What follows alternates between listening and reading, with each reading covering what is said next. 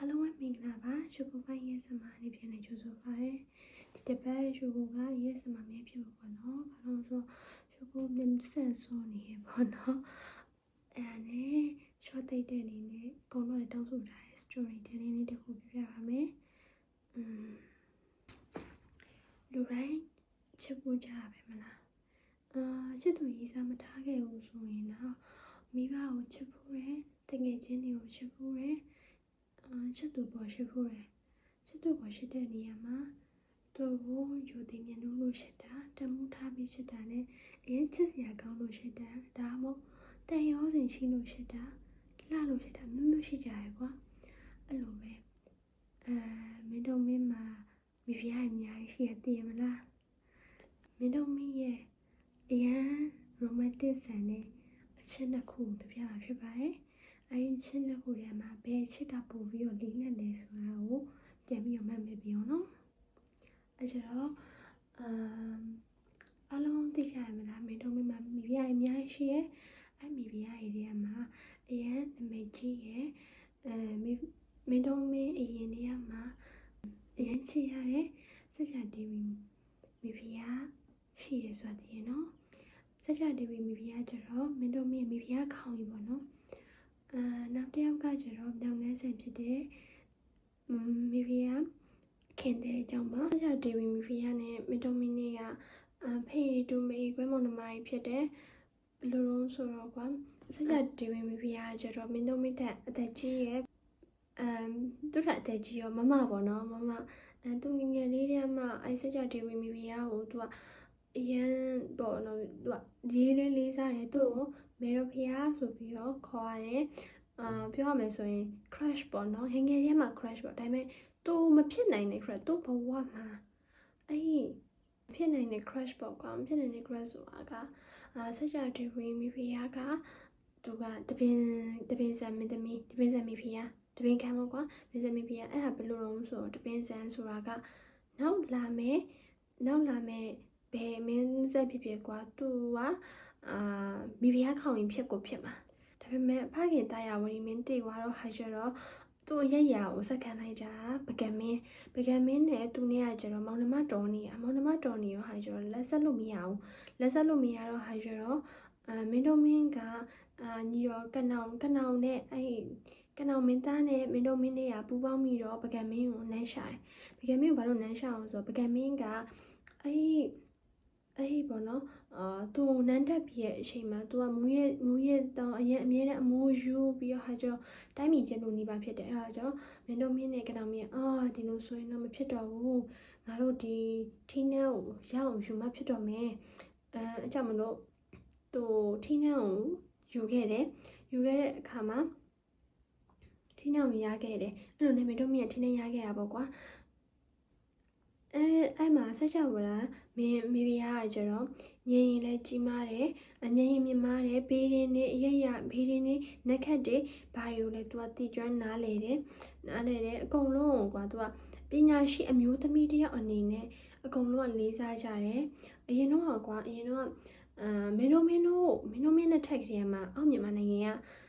အင်္ဂလိပ်တွေကသိမိသားကိုအင်္ဂလိပ်တွေကဒီလိုသိမ်းထားတာရသူလည်းအောက်ငယ်သားဖြစ်တဲ့မြန်မာတွေပေါ့နော်ဒီမြန်မာတွေကိုသူကနည်းနည်းမလေးစားကြအဲကြောင့်မလို့အင်္ဂလိပ်တွေကလိုမျိုးစကားပိုင်းမြင်ဖို့မလားမြန်မာတွေကိုပြောရင်လူကလေးအဲ့ဒါလှောင်ပြီးတော့ပြောတာကွာလှောင်ပြီးတော့ပြောဒါပေမဲ့သူကဆက်ချဒေဝီမိဖုရားကိုကျတော့သူကအရန်ပေါ့နော်လေးစားတဲ့အမျိုးသမီးတယောက်အနေနဲ့ကိုသူကဂုဏ်မိုးတစ်ခုပေးထားလေးစားရပေါ့အဲ့လိုမလေးမစားပုံစံမလုပ်ရဲဘူးကွာအဲ့လိုမျိုးထိုးထိတ်ထားတယ်ပေါ့ကွာမျိုးသမီးတယောက်အနေနဲ့လေးစားရပေါ့ကွာအဲ့လိုမျိုးဖြစ်တာအဲ့မှာသူကတိုင်းပြည်ကိုရသွားတဲ့အခါမှာဆက်ချဒေဝီမင်းသမီးကိုမိဖုရားမြောက်ရှင်မယ်သူ့မှာကငယ်ချစ်ဦးငယ်လင်းမရဆိုရင်ခင်သေးရတယ်ရှိသေးတယ်အဲ့ခင်သေးရကျတော့ဘယ်လိုဖြစ်တာအောင်ဆိုတော့ခင်သေးရကျတော့အဲ့ကျေးတော်သူလေးပေါ့ညောင်ကန်ရွာကကနောင်မျိုးနဲ့မြောင်မျိုးနှစ်ခုကိုမျိုးစားရထားတဲ့လူရဲ့သမီးအဲ့မှာအဲ့သူတို့စီမှာဘေးရနက်ခတ်တွေအယမ်းမှန်နေကွာသူသမီးမွေးလာတဲ့အခါမှာဒီကလေးကနန်းတွင်းကတခုခုဖြစ်ပါဘောနန်းတွင်းမှာပေါ့အလုံးဝရာတို့မြင့်မာတဲ့ လူတယောက်ဖြစ်မှာပေါ့နော်အဲ့ဒီခါမှာသူ့ဖခင်ကငငယ်လေးမှနေပြီးတော့သူ့ကိုလေ့ကျင့်ပေးတဲ့စာပေတွေဘာတွေလေ့ကျင့်ပေးတဲ့အကုန်လုံးပညာတော်သင်သွားတဲ့အဲ့လိုမျိုးပညာအကုန်သင်ပေးတယ်တက်ထိုက်တာတွေအကုန်လုံးသူသင်ပေးတယ်သင်ပေးပြီးတော့ဟာကျတော့အသက်73နှစ်မှာပဲနန်းတွင်မှာသူအပြူတော်ဝင်ရတယ်အပြူတော်ဝင်ရတာလည်းနည်းနည်းရရအပြူတော်မဟုတ်ဘူးအပြူတော်ဝင်ရတာလည်းနည်းနည်းရရမေတော်စီမှာအပြူတော်ဝင်ရတာမဟုတ်ဘူးနမတော်မင်းနုစီမှာအပြူတော်ဝင်ရတာနမတော်မင်းနုဆိုတာကဆိုဖီယာလက်တို့ဘာလို့ဆိုဖီယာလက်တို့ရဲ့မိခင်မဲတော်သူစီမှာအပြူတော်ဝင်ရတယ်သူမှာအပြူတော်ဝင်ရင်းနဲ့မှာနန်းတွင်မှာသွားလာဝင်ထွက်သွားလာရင်းနဲ့မှာမင်းတို့မိကသူ့ကိုငငယ်လေးကမှမြင်ပြီးတော့ကြိုက်သွားတာအဲ့မှာသူ့မေတော်ပေါ့နော်ဒီကောင်မလေးကိုကြိုက်တယ်လက်ထက်ရှင်နဲ့ဆိုပြီးတော့မင်္ဂလာဆောင်လိုက်တာအဲ့ဒီမေဖေရခင်သေးရတယ်အရန်ကိုပညာရှိရယ်ကွာဟိုစัจ जा ဒေဝီမေဖေရလောက်တော့မဟုတ်ပေမဲ့သူကလည်းစာပေကဏ္ဍတွေမှာအရန်ကိုထူးချွန်ပြောင်းတဲ့မျိုးသမီးပဲနောက်ပိုင်းသူစာဆိုထားရင်မင်းတို့မင်းအကြောင်းတွေကိုဖွဲ့ထားတဲ့ကြပြားတွေအောင်ရှိသေးရယ်ကွာစာဆိုအနေနဲ့နာမည်ကြီးရပေါ့ပြောမယ်ဆိုရင်အဲ့ကနေပြီးတော့အဲ့မိဖုရားခင်တဲ့နဲ့မင်းတို့မင်းရကြတော့ဘယ်လိုပြောရမလဲသူတို့ယူပြီးရပေါ့နော်သူတို့မင်္ဂလာဆောင်တယ်မင်္ဂလာဆောင်ပြီးတော့ဟာကျအဲ့လိုပဲပကံမင်းကပကံမင်းဆောင်းတာပြောလို့ပဲပကံမင်းကဒီအုပ်ချုပ်မှုအဆင်မပြေဘူးအဲ့ကနေပြီးတော့ပကံမင်းရဲ့ဖေတူမေခွဲဖြစ်တဲ့ကနောင်မင်းသားနဲ့မင်းတို့မင်းနဲ့ညှိပြီးတော့ဒီပကံမျိုးကြီးကိုဒီဟာယူသိမ့်ပိုင်မယ်ပေါ့နန်းတော့သိမ့်ပိုင်မယ်ပကံမင်းကိုနန်းရှာမယ်ဆိုပြီးတော့ရည်ရွယ်လိုက်ပြီးတော့သူတို့ကအမရပူရာနေပြီးတော့ရွှေဘုံမျိုးကိုတင်းချောင်တာဘာလို့ဆိုစစ်ရေးစစ်ရာတွေတည်မလားပုံကံမှုအတွက်သူကတင်းချောင်တဲ့အခါမှာအဲ့လိုမျိုးဘယင်းနေပါရဲ့စစ်ထွက်တိုက်ပြီးဆိုရင်သူတို့ရဲ့ယုံကြည်ရတဲ့ moment တွေကိုပဲခေါ်တာဘာလို့လဲဆိုတော့သူကစနီးပြူဟာတွေကိုချမေးရတယ်အကုန်လုံးလေ့ကျင့်ရတယ်အကုန်လုံးပြပြရတယ်အကုန်လုံးကိုသင်ပေးရတယ်ကွာအဲ့ကြတော့နှုတ်လုံနေမှရမှာနှုတ်လုံရင်ဝင်မဟုတ်ဘူးဒီလန်ခီရကြမ်းတမ်းနဲ့သူအဲ့တခုလေးဒါပေါက်ကြားသွားမယ်ဆိုရင်သူတို့စမြစ်ကသွားပြီအဲ့တော့သူတို့ကရန်တဆာရှိရဲ့လူတွေကိုပဲခေါ်ကြတာပေါ့နော်ဒါပေမဲ့ထူးခြားအချက်ကအဲ့လိုချွေဘူသွားတဲ့နေရာမှာခင်တဲ့ပါသွားတယ်အဲ့ဒီဟာကိုကြည့်ပြီးတော့အဲ့ဒါကိုကြည့်ချင်းအဖြစ်ကွာမင်းတို့မင်းကခင်တဲ့ကိုဘလောက်ယုံကြည်ရဘလောက်အားကိုးရဆိုတာသိရဘလောက်အားကိုးဆိုတာတော့ရင်ဖွင့်ဘက်ကွာတန်ရောစင်ကြီးမားတယ်ဆိုတာသိရကွာအဲ့ဒီခါကျတော့ခင်တဲ့ကလိုက်တဲ့အခါမှာလေသူကတာမန်ကြီးတော်သူလေးတယောက်ဖြစ်တဲ့အတွက်သူ့ရဲ့ထမင်းလေးပါအထုပ်ကိုသူ့ကိုယ်တိုင်ရွက်ပြီးတော့နောက်ကလိုက်တာအဲ့မှာကုန်ဘေးကနေပြီးတော့ပါလိုက်လို့ရမိဖုရားမလုပ်ပါနဲ့ကျွန်တော်မျိုးတည်ပေးပါမယ်ရတယ်ဒါလေးကတော့ကျွန်တော်ကတာမန်ကြီးတော်သူဖြစ်တဲ့အတွက်ကြောင့်ဒီလောက်လေးကတော့နိုင်နေဝင်မပြီးစေချင်ဘူးလိုက်ပြရစေဆိုပြီးလိုက်တာအဲ့လောက်ထိအောင်ပါရမီဖြည့်ပေးခဲ့တာကွာသူတို့လမ်းမှာလည်းတစ္ဆာဆိုကြတယ်မင်းတို့မင်းနဲ့ခင်တဲ့နဲ့ဒီပေါ့နော်ဒီနန်းရှာပွဲကြီးပေါ့သူတို့နန်းလူပွဲကြီးပေါ့ကွာနန်းလူပွဲကြီးအောင်မြင်သွားပြီဆိုရင်ကိုကခင်တဲ့ကိုမိဖုရားကြီးမြောက်မယ်မိဖုရားခေါင်းကြီးမြောက်မယ်ဒီပေါ့နော်ဒီပုံကံမူအောင်မြင်ပါစေဆိုပြီးတစ္ဆာဆိုကြရကွာဒါပေမဲ့နောက်ပိုင်းသူကတကယ်လည်းအဲ့ပုံကံမူကြီးအောင်မြင်သွားရောမင်းတို့မီးစဉ်းစားနေသွားရေပေါ့နော်သူကနန်းတက်ရတဲ့ဘီရင်ဖြစ်တဲ့အတွက်မှသူ့မှာတွေးခေါ်စရာအများကြီးရှိသွားပြီဘယ်လိုလဲဆိုတော့မင်းဘီရင်တပါးကွာအချိန်အဝါတက်ဖို့အတွက်သူ့ရဲ့မိဖုရားတွေရဲ့အချိန်အဝါကိုလည်းလိုသေးတယ်ပြောရမယ်ဆိုရင်ဘယ်လောက်အချိန်အဝါတက်ကွာပြည့်တစားယူထားရင်အဲ့လိုအချိန်အဝါမတက်ဘူးကွာငယ်မြမရဲ့မိဖုရားကိုရထားရင်သူကအရင်သူ့ရဲ့ဂုံကထက်တယ်ကွာအဲ့တော့မိဖုရားစัจ जा ဒေဝီမိဖုရားကျတော့ဆောင်းတော့ပြောသလိုပဲအင်္ဂလိပ်တရားတော်မှာသူ့ကိုပညာရှိအမျိုးသမီးတယောက်အနေနဲ့သတ်မှတ်ထားတာအဲ့ကျတော့ပြီးတော့သူကငယ်လေးကမှဒီအမျိုးသမီးကိုရဖို့အတွက်သူကသိမလားလောမမျော်မှန်းရတဲ့ crush တယောက်အနေနဲ့သူကချစ်ခဲ့ရဒီလိုမျိုးတပင်စံမင်းသမီးဖြစ်တဲ့အတွက်ကြောင့်ဘလို့ဖြစ်သူကရမှာသူယူလို့ရတယ်အဲ့ဒါကြောင့်သူကစัจ जा ဒေဝီမိဖုရားကိုပဲ ယူလိုက်တယ်မိဖုရားခေါင်းကြီးမြောက်လိုက်တယ်အဲ့ဒါကိုလည်းခင်သေးရတည်တယ်ခင်သေးရဒီပေါ့ဆက်ကြဒေဝီမိဖုရားကိုပဲမိဖုရားခေါင်းကြီးမြောက်ပေးစေခြင်းနဲ့ဆိုတာတည်တယ်အဲ့တမိုင်းတချို့မှာပါပေါ့နော်ခင်သေးရမင်းတို့မင်းကိုဘယ်လိုပြောခဲ့အောင်ဆိုသူဒီအကြောင်းသူ့မိဖုရားခေါင်းကြီးမခတ်ပါဘူးမမြောက်ပါဘူးတည်ရဲ့အကြောင်းမင်းတို့မင်းအရှင်ကျမတာမန်ကြီးတော့သူလေးတယောက်ဖြစ်တယ်ကျမမိဖုရားခေါင်းကြီးရာတို့ကိုလည်းမမျှော်မှန်းဘူးကုံပြောရရင်နန်းရမိဖုရားအဖြစ်တောင်ကျမမမျှော်မှန်းပါဘူးဒါပေမဲ့တခုတော့လုပ်ပေးရမယ်ပေါ့နော်မိဖတောင်းဆိုခြင်းနဲ့ပေါ့ဘင်းကြီးကိုကျမလှူခြင်းတန်းခြင်းစိတ်ရှိတဲ့အခါကျရင်ဘင်းကြီးကလှူခွင့်တန်းခွင့်ပေးရမယ်အဲ့လိုမျိုးတောင်းဆိုခဲ့အဲ့လိုမျိုးရေးသားထားရပေါ့နော်ခင်သေးကိုကျတော့အဲ့ဒါနဲ့မင်းတို့မင်းကဆက်ချဒေဝီမိဖုရားကိုမိဖုရားခေါင်းကြီးမြောက်လိုက်တယ်ခင်သေးကိုကျတော့ဒုတိယရာတို့အမြင့်ဆုံးအနေနဲ့မြောက်နှန်းဆက်အဖြစ်ခန့်အပ်လိုက်တယ်အဲ့လိုနဲ့နောက်ပိုင်းကျတော့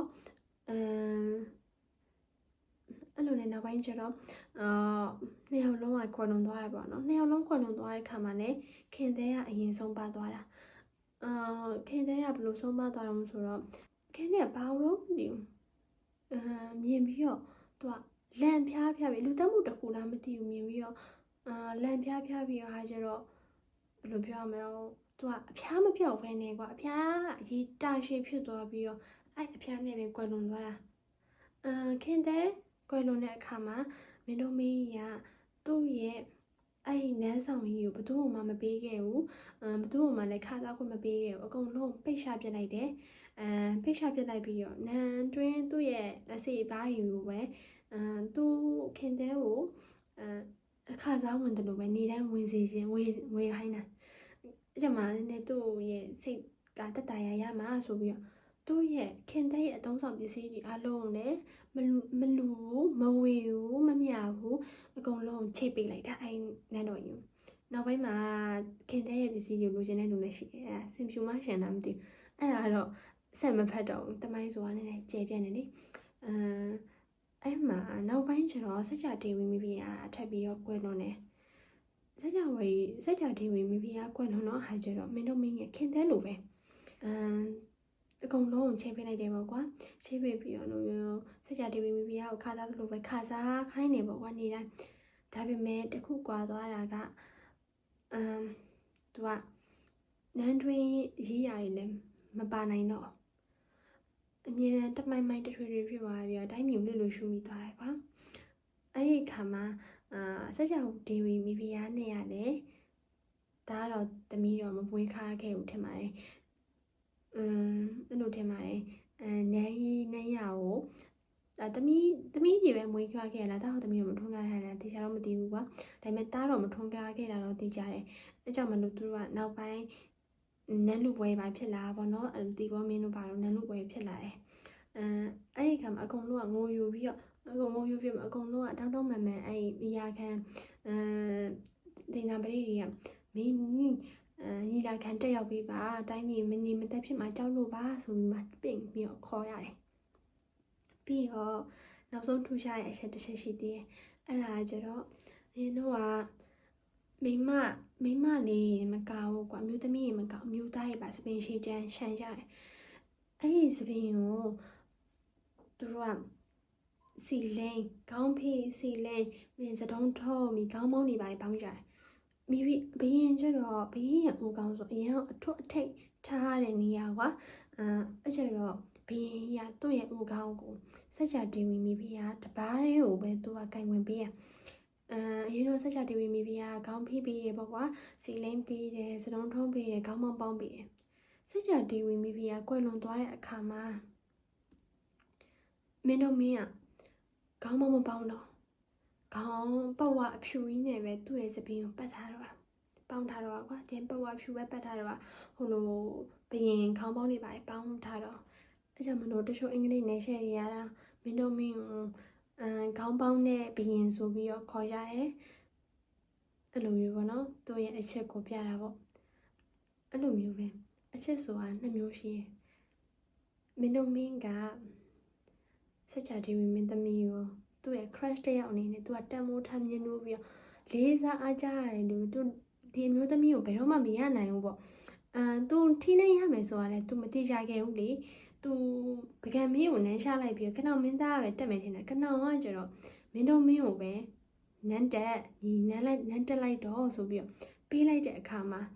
သူကတပင်ဆံမင်းသမီးကိုရဖို့အတွက်အခွင့်အရေးဖြစ်လာတာသူငယ်ငယ်ကမှလေးစားပြီးတော့အရန်ပေါ့လေးစားပြီးတော့မျက်နှိုးရတဲ့အမျိုးသမီးတယောက်ကိုသူပိုင်ဆိုင်လိုက်ရတာအဲ့ဒီတော့လေသူကစကြတီမင်းသမီးကိုသူကကြောက်တယ်ရှစ်လဲရှစ်တယ်ကွာအဲ့လိုမျိုးယူသေးပြီးတော့ရှစ်တယ်ရှစ်နေရှစ်ခဲ့တာဘီဘီကခင်တဲ့ကြတော့လေငယ်ရှစ်ဆိုတာကွာငယ်လေးငယ်မီဟာပေါ့သူတို့ပထမဆုံးတွဲခဲ့တယ်ပထမဆုံးယူခဲ့တယ်သူယုံကြည်အားကိုးရတဲ့လူတယောက်အနေနဲ့ခင်တဲ့ရရှိနေတယ်သူစိတ်ပိုင်းဆိုင်ရာဖွင့်ပြောချက်တည်မလားရင်ဖွင့်ရင်တဲ့လူဆိုရင်ခင်တဲ့ရယုံကြည်ရတဲ့အားကိုးရတဲ့လူတယောက်အနေနဲ့သူလက်တွဲပေါ်ခေါင်းအနေနဲ့တိုင်ဩစင်အနေနဲ့အတူရှိနေတဲ့လူတယောက်အဲ့လိုအရှိတရှိခဲ့မင်းတို့မြင်နောက်ထပ်မိဖုရားအများကြီးလည်းတင်ရောက်ခဲ့ဒါပေမဲ့အဲ့ဒီစကြတီဝီမိဖုရားနဲ့မိဖုရားခင်တဲ့ကမင်းတို့မင်းရဲ့အချစ်နဲ့အရင်နာမည်ကြီးရဲ့မိဖုရားနှစ်ယောက်ဖြစ်တယ်တခြားမင်းသားမင်းသမီးအကြောင်းတော့သိမသိမဲ့ဘယင်းဆိုတာအရင်တော့တိုင်းကန်းလှည့်ပြီးတော့ဒီမင်းသမီးဒီကောင်မလေးကိုကြိုက်လိုက်တယ်ဒီပြူတော့ကြိုက်တယ်အဲ့လိုမျိုးမပြောသူ့ရဲ့အမူအရာတွေနဲ့ပဲသူကရာဇအင်ဒရီထိမ့်ပြီးတော့ပဲတခုနဲ့ဖော်ပြတာအဲ့မှာညရှိရဲ့မူးမက်တွေကဘီဘယင်းတော့ဒီအပြူတော်လို့ကျင်နေပြီညနေတာပြအောင်လို့လိုဆက်တာပေါ့ကွာဆက်တာပြီးတော့လိုမျိုးမျက်နှာတာသူတို့မျက်နှာတာပြန်လို့ဆက်တာလိုက်မယ်အဲ့လိုမျိုးနဲ့မိဖုရားတွေများသွားတာဒီလိုပဲအရှိဆိုတာအများကြီးရှိရပေါ့နော်တို့ရှိရမလဲလို့ရွေးချယ်တဲ့အခါမှာအဲ့လိုမျိုးမင်းတို့မင်းကသူ့ကိုပိုရှက်ပါတယ်လို့မပြောခဲ့ဘူးဒါပေမဲ့သူ့ရဲ့လုံးရက်တွေကတိတာရဲကွာတိတာရဲဆိုတာတိုင်ဟုတ်သိရှင်လားဘသူ့ကိုလာဆိုတိတာရဲဒါပေမဲ့တချို့လူတွေကကျတော့ခင်တဲ့ကိုပိုရှက်တယ်လို့ယုံကြည်ကြတယ်စကြတီမင်းသမီးကိုပိုရှက်ပါတယ်လို့လည်းငင်းခုန်နေကြတဲ့လူတွေရှိတယ်ဒါပေမဲ့ချိုးကိုမြင်နေရတော့စကြတီမင်းသမီးကိုပိုရှက်တယ်လို့ထင်တာပဲဘာလို့ဆိုကို crush ကကိုစီရလာတဲ့ခံစားချက်ကိုကွာဘယ်လိုမသိအတိုင်းမသိပြောမှာပဲကွာဒါပေမဲ့နှစ်တည်းအကြာကြီးလက်တွဲပြီးတော့တန်ရောစင်ရှိတဲ့လူနဲ့မချစ်ဘူးလားဆိုတော့လည်းမဟုတ်ဘူးသူချစ်တယ်ဒါပေမဲ့ခင်တဲ့ကမင်းတို့မင်းပေါ်ထားတဲ့အချစ်ကိုပို့ပြီးတော့လေးနဲ့တယ်လို့ထင်တယ်သူဒီလိုမျိုးမိဖုရားတစ္ဆာဆိုခဲ့တယ်မိဖုရားခေါင်ရေးအဖြစ်ကိုရဲရကိုမြောက်ပင်မင်းပါလို့ပြောတယ်သူကမင်းတို့မင်းကိုနားလိုက်ခဲ့တော့ဘယ်လိုပြောရမလဲမင်းတို့မင်းကြီးကစကြဝဠာမင်းကိုရှစ်တယ်အဲ့ဒါကိုရှစ်စကြမင်းတို့မင်းကိုကျတော့ခင်တဲ့ရချစ်တယ်အဲ့ဒါသူရှစ်နဲ့ကိုရှစ်နဲ့ကွာတယ်လို့ပဲကွာတော့ဘယ်သူရွေးရမှမသိဖြစ်နေမှာပေါ့အော်ဖီချိုကိုရေးစမှမလုပ်နိုင်တာ sorry ပါဒီမင်းတို့မင်းအကြောင်းတွေကိုလည်း TikTok ပေါ်မှာတွေ့ရပါတော့အကြောင်းမလို့ပြန် share လုပ်ပေးရပါအားလုံးပဲအိမ်မက်လာလေးပဲပါစေနော်ချိုကိုရဲ့ pre-that ကိုလည်းအာနာလိုပါဗီဒီယိုအသစ်မတင်ဖြောက်သွားကြမှာကြောက်တော့ good night ပါ